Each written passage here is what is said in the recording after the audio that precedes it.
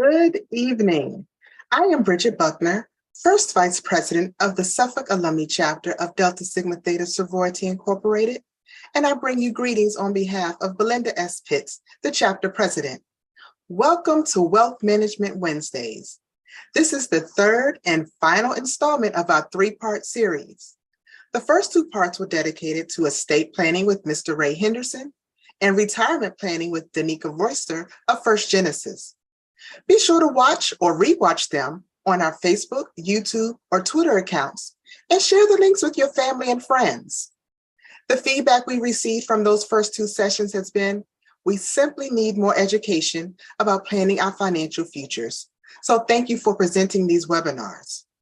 With that, take plenty of notes and feel free to ask questions because we have a lot of great information to share. Ms. Cassidy Lewis, the chair of the Economic Development Committee, will introduce our presenters for the evening. Ms. Lewis. Everybody, thank you so much for coming tonight. We're so excited to have you all here. A few quick housekeeping rules. If you have any questions or comments, feel free to drop them in either chat. If it's appropriate, I'll stop Christian and Devin to ask. Quick bio for Christian. Devin McKinley and Christian R. Morton are financial professionals with over a decade of experience. They have partnerships with over 40 different companies, as well as being members of the National Association of Insurance and Financial Advisors and the African American Marketing Unit, where they use their energy, effort, and resources and have helped over 400 individuals, families, and small businesses to create generational wealth. Without further ado, Christian and Devin. Thank you so much, Cassidy. We always appreciate your introduction. You do it so much better than me. So welcome everyone to today's event. Before we get started, I just want to say again, thank you to the sorority of Delta Sigma Theta Incorporated for having us here. It's always a pleasure hanging out with you guys. It's such a fun group. As the next series in this installment, we're going to be talking about the basics to investments and learning how to decipher the various and numerous type of accounts that are out there for you to get involved with. So we're going to base this around what questions you should have along the way and why those questions are important and the drastic effects that they can have on any type of investment accounts that you're going to put in force. So we're going to head to the next slide. Now, before we get started, let me give you a little disclosure statement. So this is basically for informational purposes only. All right. We're not trying to sell you anything. We're not trying to position any type of product. This is going to be very, very generalized information. Everyone's situation is different, which means you're going to need a customized or tailored approach. So neither the information from this information is trying to gear you to buy something or think about a certain type of way. Also, we are not tax accountants. We are not lawyers. Although we do work closely with that, we cannot legally give you advice on that. And we suggest that you work with somebody in that field in order to get better expertise information along that. So we'll move on to the next statement as far as our agenda for this evening. All right. Next slide. Now, for this evening, these are the main accounts that we're going to look at. We're going to talk about these different things, and these may be things that you are familiar with before, you may have heard of, or it may be your first time hearing it. Either way, as mentioned earlier, please take plenty of notes. We're happy to answer questions and go into more details about it. And along the way, you know, it's going to be some fun information. We'll have a good time, right? Yeah. I'll just try. Solid. So next slide, we'll jump right into it. So the first one we're going to talk about, as you can see on our agenda, is our liquidity. So when we get to the next slide up, you're going to see that, there we go, liquidity is fun. So liquidity is being able to access your money and actually spend it, all right? So liquidity is, everything has liquidity. If it's an asset, it has liquidity to it. It's just there's going to be some things that have more liquidity than others, right? So if we take into an example, a house versus your bank account, right? If you wanted to go spend that money, you know, down at the MacArthur Mall, it's a lot easier to spend the money in your bank account than it is to get the money out of your house. That doesn't mean one thing is better than the other, but it's just your ability to access it. In order to get the money out of your house, you probably have to sell it or pull out an equity loan, and then you get the cash and then you can spend it, right? So how soon can you access that money? That's the liquidity of the account. Now, when you're looking at different accounts, there's also a couple of other things that may hinder you from accessing the money, right? You also have hardship clauses. What a hardship clause means that you can only access the account, not necessarily during a hardship, but only during certain situations. So, for example, it could be college funding. It could be some type of medical emergency. It could be buying a home. And the account would allow you to use that money for those specific situations. Other times, you may not be able to access those funds or those accounts without any surrender fees or penalties, which is what we're going to speak about next when it comes to liquidity. All right. So surrender fees or penalties based on how often you are, how long you have set up to have this money in this account will determine what the fees are. And if you pull it out earlier than what you're supposed to or what you agreed to, you may have to pay penalties in that, right? So what, my 401k has penalties? Absolutely, it does.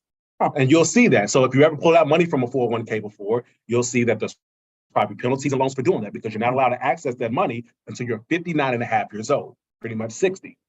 Now, there's some other accounts that have some other reasons why you can't access the money or other limitations, but you want to be aware of that. Lastly, when it comes to liquidity, the trade-off. Just because it's super liquid doesn't mean it's better. Right? So that's the trade-off. You could end up getting lower returns, or you could get higher returns if it's more locked up, right? For example, if you put your money to a bank that we were talking about earlier, your bank's not going to make you a lot of money, right? But your house will, and it may take a little bit more effort to get that money out, right? Now, our next topic, on to the next slide. So let's talk about longevity and what that looks like. Now, longevity is how long you're going to live, right? And if you're asking yourself how long you live, then you also have to ask yourself, how long is the money going to last me, right? Back in the 70s when people used to retire, I don't know, I wasn't there, but people used to retire at 65. People used to retire at 65 and then, be dead and gone by 75, 80 years old, right? So that means you only had a plan for about 10 to 15 years of retirement. So if you had $1 million and you only live for 10 years, that means you can live off 100 grand a year. Nowadays, that's not the case. And if you look at this chart that we have here, you're going to see that the likelihood that you'll live to the age of 90 or above is about 25%, right? Now, women tend to live longer than us men. Us men try to get out here as soon as possible. We're on our way out, right? Women like to stick around and hang out for a little bit. So you want to make sure you have enough money to last you during your retirement. We're talking about a 30-year time horizon here. So most times people are retiring around 65 or 70, and they're looking at another 20 to 30 years down the road. Now, if you talk about retirement early and not having to work, you're now talking about an extended period of time that you have to make this money to last for you, right? So there's a couple of different things we have to worry about. First of all, withdrawal rate risk. Again, I mentioned earlier, the person who retired with $1 million and put out 100 grand a year, guess how long that money's going to last them? 10 years, it's simple math. So you want to keep that in mind of how much money can I actually pull out to sustain me throughout my retirement, right? The next slide we're going to talk about, we're going to go through inflation. Now, some of us, this has been closer to home than we have wanted in the past. I know everybody talked about eggs being super expensive here lately, but when it comes to inflation, you have to ask yourself, how much will this money be worth in the future, right? And if you look at on the slides here, you see that today, an account, you can be bringing home $50,000. And if you want to maintain that same lifestyle when you get to that point of retirement, you have to ask yourself, what did that look like then, right? Inflation rate will change over time. Right now, they're thinking that it's finally decreasing, it's slowing down. So hopefully you don't feel the issue, right? The pain, as most people have been feeling. But let's just say we're in a low inflation environment, around 3%. And then you're looking at a 20 to 30 year time horizon.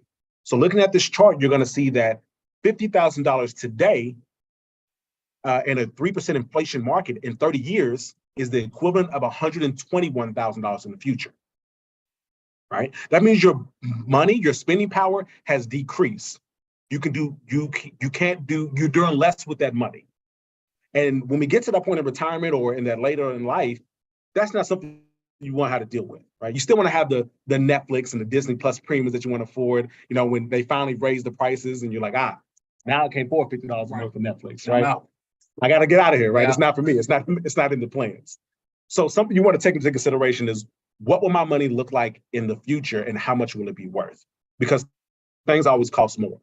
Another prime example, if we look at gas prices, We go back 20, 30 years from now, gas prices were about $1. I remember seeing the kiosks, they were 99 cents. Today, if you look at gas prices, you're going to see $4, $5. If you're out in California, maybe 6 or 7, right? Now, what does that look like for the next 20, 30 years? I have no idea. I'm kind of nervous to think about. It's kind of nervous to think about, but you want to be prepared for it. All right. On to the next slide.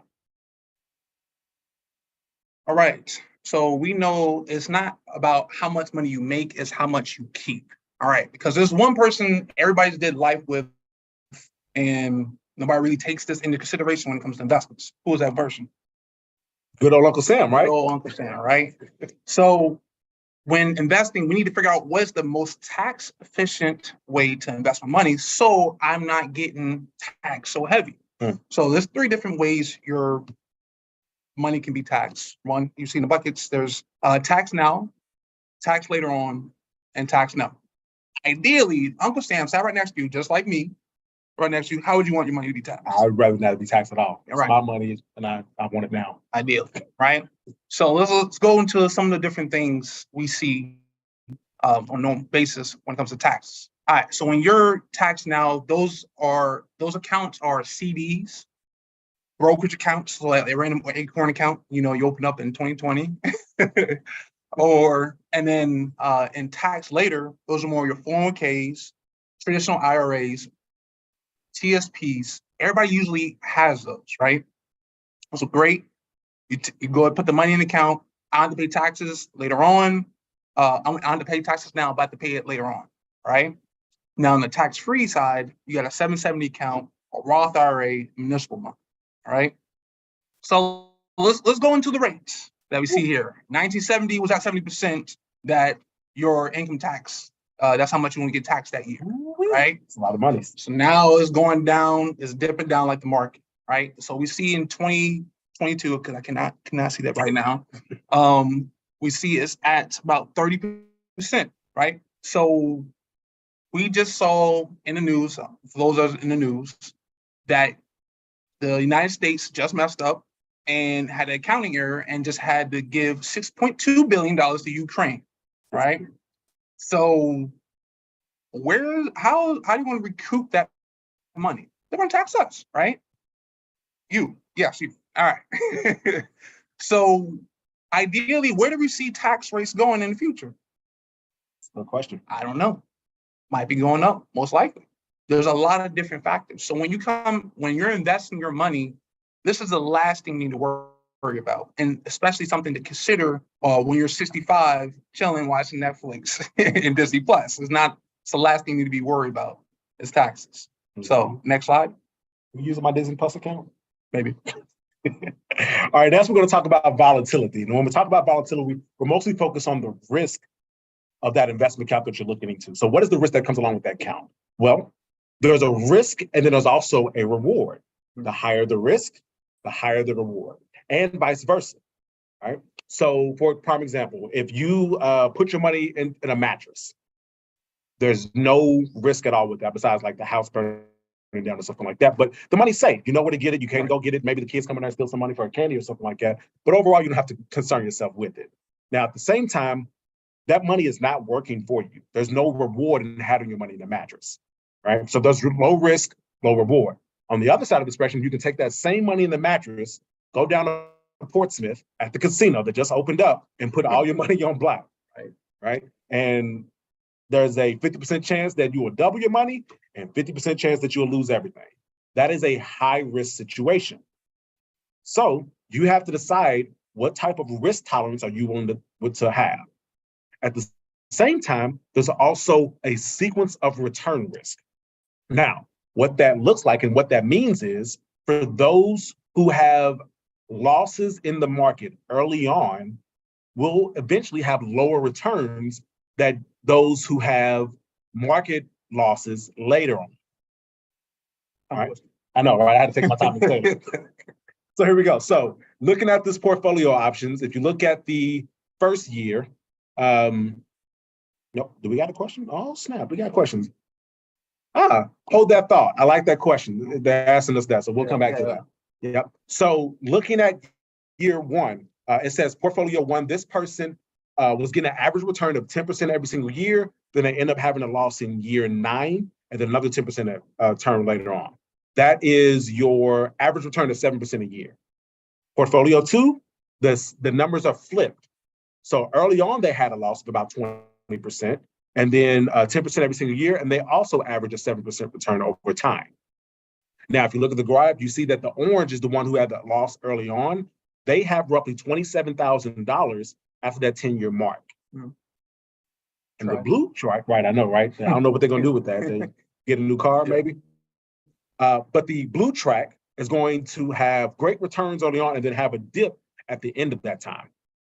And you can see that they're going to have roughly $60,000, right? So that's roughly $33,000 more, right? Now, as we go to the next slide, we're going to talk about this in more detail of what this actually looks like in a real market. So with the next slide, you're going to see a sequence of return. And I know the numbers are really small. Just believe me when I say. So your portfolio 1, these are actual rates of return that happened over the last 22 years, from 2000 to 2022. So we're talking about events that happened such as the tech bubble burst, the 9/11 attack, the mortgage loan crisis, the H1N1, Spanish flu, swine flu. Us millennials been through it, right? Not to mention the recession, great rehiring, the COVID pandemic, all of that. So we're looking at all those returns over time, right? And as we're saying, these things are happening, the market's going up and down, you're going to see some risk, and you're pulling money out, all right? Portfolio 1, if you look at the first 3 years, you see that they're negative returns. Again, those were times during the tech bubble and the 9/11 attack, all right? So they lost a lot of money at the very beginning, 22%, 11%, and 9%. And then the market continues to go on. At the end of that period, after you pulled out $129,000, let's just round it up to 130, with an average return of about 8%, this person will have about $23,000 left in their account. Now, let's say those same rates of return happened, but the time frame was flipped. So the great returns that happened later on in life now happen early on. And we take out the exact same amount of money and we get the exact same average return. The same person at the end of that 22 years now has $213,000 in their account to access. And you can see how that can be a major difference in someone's portfolio. So this is why that volatility aspect of the business is very important, because you have to be willing to take on risk. You only have to be right 50% of the time in order to become a millionaire. But how often does that happen? All right. And we'll move on to the next slide.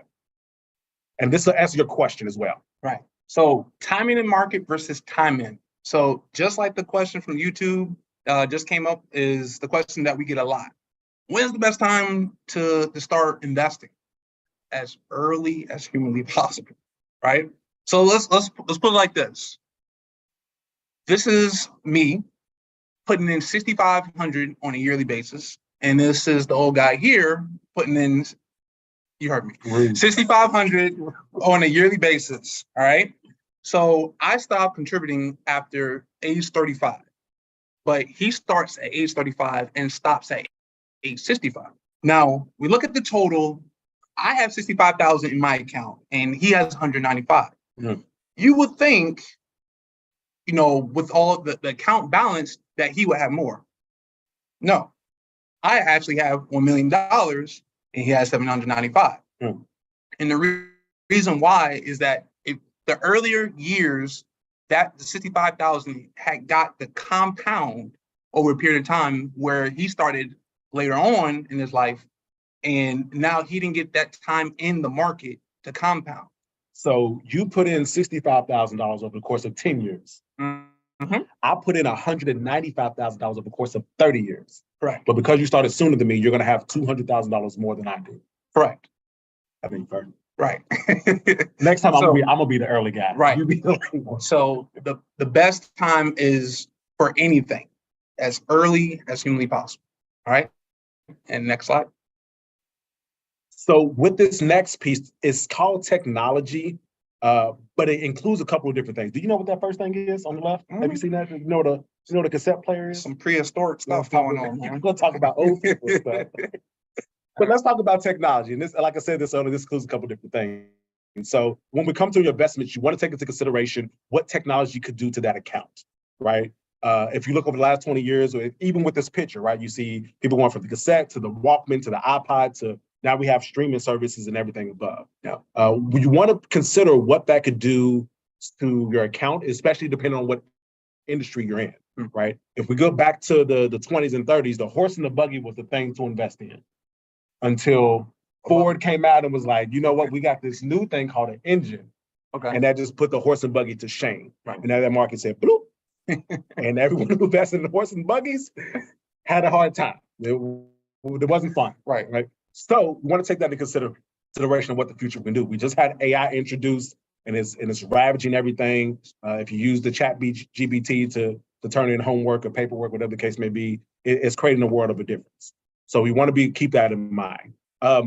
The political aspect of things, right? So the US dollar, if you paid attention, just got overtaken by China and BRICS, right? Which BRICS is a coalition, if you listen to the politics, it's a coalition of countries that came together to kind of bond and build up a stronger financial powerhouse. The US dollar was very strong and leading the way for a very long time. That is no longer the case. Now, how would that affect your market, your investments? Well, you have to look and see what you're invested into, right? Then again, so there's the economic outlook of things, but you also have the political things. So there's rules, laws, and legislations that may come out that could affect your financial investments account as well. For example, the Secure Act 2.0 just got confirmed by the Senate. It's now in the what's the other one? The House of Representatives, and they're looking to vote on that here sometime soon. If that gets approved, I think it'll be a win, right? For the most part. But you also want to take a look and see what that would do to your account in the long run, because there's about 90 different changes that would take place in people's investment account with just that one act alone. So all of those different things are to consider: technology, the political environment, the economic environment overall. So you got to ask yourself, what could change if something were to happen? And as we look at the next slide, we'll talk about another big change that could take place as well. Another thing is, what if I become unhealthy, right? So a lot of people, when it comes to investments, the last thing that's on their mind, oh, I'm not gonna get disabled. Oh, I'm not gonna die. Especially people young like me, I'm Superman, right? Long-term care, right?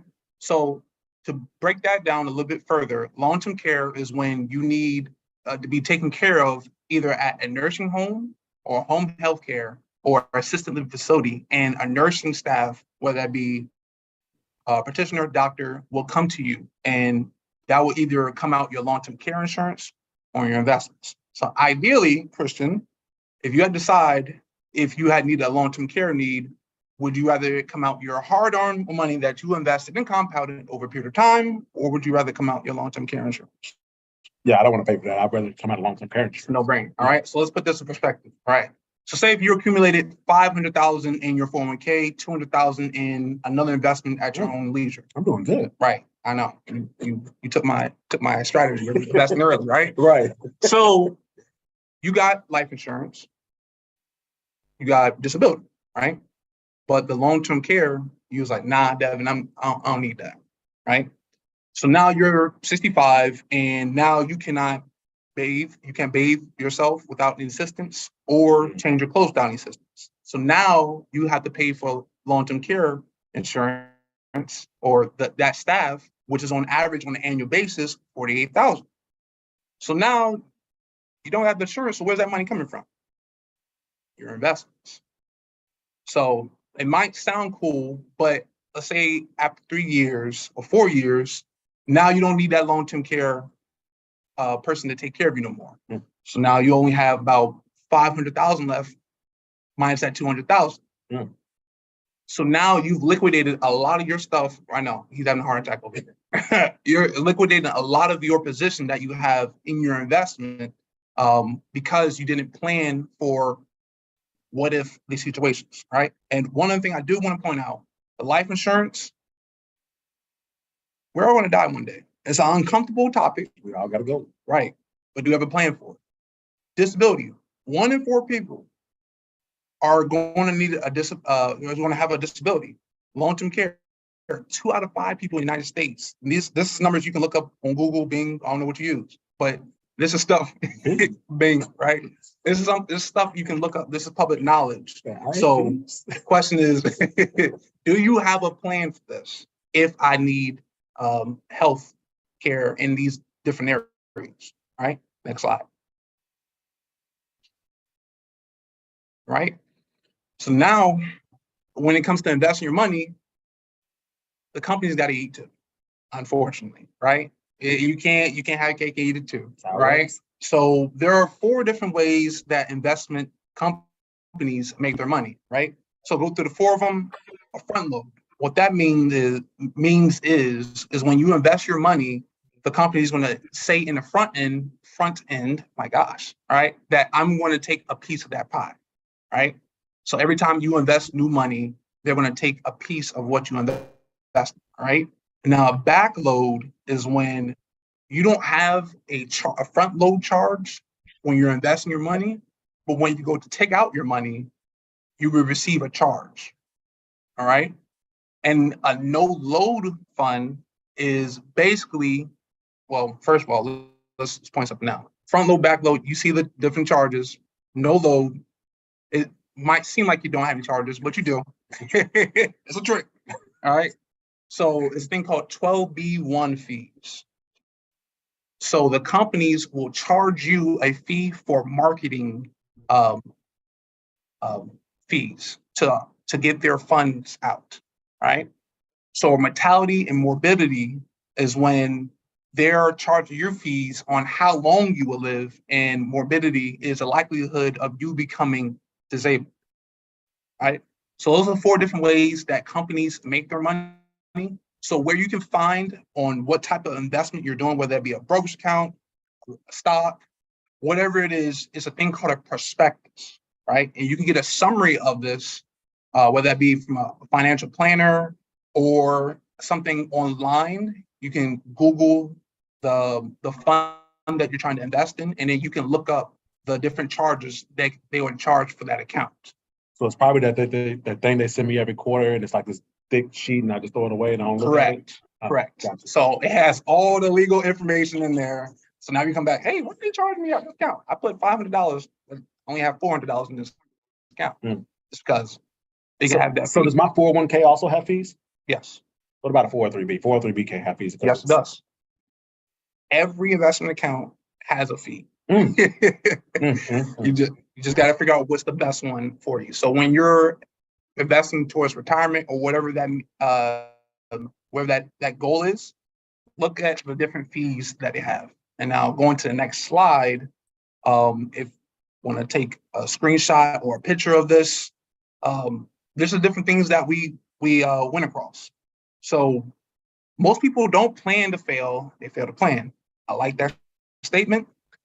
Now, we give you this information is our hope that we don't have the same thing that's happened in 2000, 2001, 2008, and even 2020, where people will open and start getting into investments, but they don't have an exit strategy, or they don't know how their money is charged. They don't plan for the healthcare, inflation. They don't have a plan. So always remember, when I'm investing, I need to know if it's liquid, or do I need it liquid? How long will it last? How much will it be worth? How much will I keep? Right? That's Uncle Sam right there. Right? What is the risk towards my investment? When's the best time to invest my money? All right. What if stuff's changed? The economy, the political system. What if I become unhealthy and I have a disability problem?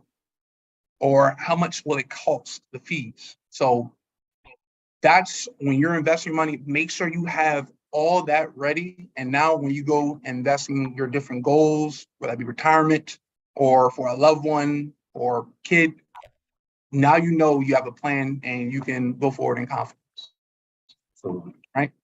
So as we move forward to the next slide, we want to say thank you all to everyone who's participating, to everyone watching, whoever's engaging. Again, thank you to the sorority of Delta Sigma Theta Incorporated, Miss Belinda, Miss Bridget, Miss Erin, Miss Cassidy for hosting us here and bringing us aboard. We do want to open this up to additional questions. If you all have anything you want to talk about specifically, I did see just another question come in, so we will address that as well. But let's go to the last slide, and then we'll get into some questions as well. All right. Yeah, we got additional information and different contact. Yeah, my fault. Feel free to contact myself or Devin. We'll be happy to answer one-on-one questions with you. We do free consultations if you just want to learn more and have us review what you currently have in place, just kind of help you to better understand it. We did get a question, Roth IRAs or money market, a good start investing for teenagers. It's a great question. I'll take on the Roth IRA one. Take on the money market one? Okay, cool. So with Roth IRAs, you have to look into how it works. So the first thing we talked about was liquidity. When it comes to a Roth IRA, you can't touch that money without penalties or surrender fees until you are 59 and a half years old. It's great because there's no taxes involved with it. So that was the other thing we talked about. Yep. Right? You don't have to pay any taxes on it, which is why Roth IRAs are super prevalent nowadays. They're super aware. People are super aware of them. But if you're talking about a teenager, just think about all the things they have to go through life. They have to pay for college. They got to buy a home. They may get married. They may have kids. They may want to start a business. They have all these things that they want to do in life, but they may not have the financial needs to do it. And if you put all this money into a Roth IRA, again, it's $1 million into a Roth IRA. But how do you really have $1 million if you can't access that money without penalties and fees? So Roth IRAs are great for certain scenarios if they have the longevity. If you don't want them to have this money until they're 60, Roth IRAs are great, right? If you have a certain goal or plan for them to use this for, then yes. On the other side with money market accounts, let's talk about that. Right. So money market accounts are great. So he had talked early on about liquidity, right? When I can access it. But just because it's liquid doesn't mean it's the best investment, right? So money market account for right now is 0.5%. If that, right? So it's not really doing anything that's better than your savings account. So we also talked about early on investing early, than later.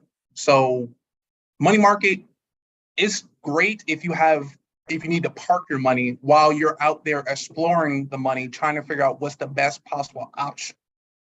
I like the way you put that. Yeah, right. It was good. It was good. I'm trying. So that's what I would utilize that. Great. Yep. Any other questions? Anything else come through? Yeah, so outside of retirement accounts, what are the most common investment accounts? And could you explain maybe top 3 or 4? Yeah. I would say for us, some of the most popular accounts are VULs, 770 accounts. Yeah. Roth IRAs is a very close third. Anything else you can think of? Actively managed accounts. Yeah. So I can go over AUMs. Yeah. But I'll go over that and I'll let you talk about the active managed accounts. So when it comes to those type of accounts, first of all, a VUL, it's a variable universal life insurance. The way this works is it allows you to invest in the market. Unlike some insurances do, it's more like a guaranteed account. This allows you to go directly into the market. Now, the great thing about it is because it's a insurance product, you don't pay taxes on insurances, which is a plus. Now, yeah, you don't pay any taxes. It's just how it works. It's insurance. Think about your health insurance. If something happened to you and you pay your medical bills for your health insurance, do you have to pay any taxes on that?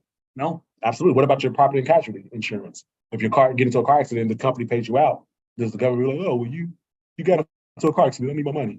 It's not what happens. No. Same thing when it comes to your VUL. So you put the money in, it can grow in the market. If you have the longevity of somewhere between 15 to 20 years of when you want to access this money, use this money, then it's a great plan for you. It's not really for those who want to access the money like right away. Like I put the money in this month, next month I want to pull it out. No, it's for those who want to have the longevity and you're going to have some risk along the way, but in the long run, you're always going to make more money. And then if something happens to you, you become disabled, the account will take care of you. If you decide to go get dead and get out of here, it'll leave a legacy to your family. The 770 account works the exact same way, except that it has more guarantees to it. Instead of it being invested in the market, you have guarantees. So the reason why these two are our two most popular accounts is one, because people usually want to leave a legacy. Generational wealth has been a big conversation here lately. So people want to leave something behind for their kids or their kids or their kids' kids. Right. So that's one thing. Also, when we talk about disability, if you became disabled and you weren't able to work, who's going to contribute to your 401k? Who's contributing to that IRA for you? Unless you got a friend, Devin here, who's invested early, who's going to put that money in the account. Nobody's helping you out with that. Right. You got to do it on your own. Not to go funding either. Right. That's another rule, right? So the disability protection portion of that is very attractive to the people that we've been sitting down with overall. And the last one, again, the Roth IRA. I think that will be our third, or no, not the Roth IRA, the assets under management. Yeah, I was like, active. All right. So assets under management, that's more of your collective stocks. So that's your Facebook, that's your Apple, that's your Disney. Those are those things. So when it comes to that, that's usually for more people that want those higher returns or higher risks. And it could be is more diversified that you could use, whether that be municipal bonds that we talked about earlier, or you can invest in government securities. It's a wide range of things. So a lot of people don't know, have just money sitting in under the mattress, as you were saying earlier, and they want to do something with it. Don't make fun of my mattress. Right. Yeah. I know. But they can utilize that and have the assets under management, me managing, and then every quarter we meet, or the financial advisor meets, and then we just see, hey, what's going on? How do we need to shift here? Do we need to shift here? Or I give you a call and say, hey, technology is crazy right now, right? So we see a lot of people going to that route. Absolutely. We have another question that came in from YouTube. Long-term care. Are there penalties with it? I think I'm reading that the right way. Yeah. So when it comes to long-term care, there's several different type of products that are out there that can be used. I've never really seen long-term care used as an investment tool. It's more used as a protection piece for your assets, for your long-term goals, your generational savings, and all that stuff. That's usually what it's for. Reason being is because those who end up having a long-term care need, they usually have two options. You have Medicaid or Medicare. And this is the third option would be to pay it out of pocket. Right. So those are your three options. But with Medicaid, I got to make sure I get these right because they get me every time, right? It's so close. With Medicaid, you would have to wait. Yep, Medicaid. So I know, right? With Medicaid, you have to spend out all your assets. You can't have more than $5,000 in assets. So that includes your home and anything you have invested in an account. So if you have any of that, it's not like you can just say, well, here, Devin, hold this for me while I go get this Medicaid. There's also a 5-year look back period as well. So that means you would have to wait in order for that to kick into place. All right. Medicare is expensive, not cheap. We talked about what healthcare costs looks like later on. It's not getting any cheaper. So we want to look at Medicare. It's only going to last you for a certain period of time. You have to wait at least 90 days for it to kick in. And it's normally used, again, all this stuff is normally used for protection of your assets and your benefits. So Devin mentioned earlier, would you rather pay pennies on the dollar by using some type of protection piece, or would you pay out of your own account and maintain things that way? So there aren't really any penalties with long-term care. They do have some plans that can grow the coverage over time to protect it from inflation. And they do have some where you can get your money back. But you have to look and see which account you're looking for. And it all depends on what you're trying to accomplish with your goals. Yep, who you are and your concern for long-term care. Right. I'm glad we got a long-term care question. I haven't heard a long-term care question. It's not talked about. How long, right? It's not talked about. Usually people wait till they're like 50 or 60. What else we got? Anything else? Don't see anything else as it stands. Okay. Okay. All right. So I want to thank both Christian R. Morton and Devin for joining us today and just all of the knowledge that you've given us. We appreciate you. And you all offer free consultations for anyone that is interested in investments, long-term care, retirement, overall financial planning, right? Absolutely. Yep. Whatever they want to talk about. Here to have a conversation. All right. Awesome. Awesome. Well, thank you guys so much. Thank you. I appreciate it. And again, thank you all so much for joining us today. Again, today was our third installment for Wealth Management Wednesdays.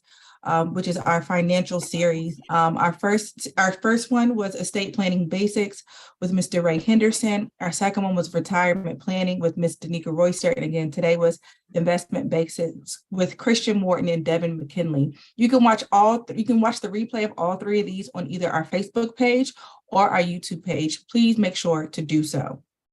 Again, make sure to follow us on all of our the social media platforms at SACDST1964, or you can find out more information about our organization at SuffolkDST.org. Again, thank you guys so much for coming, and we will see you at our next event.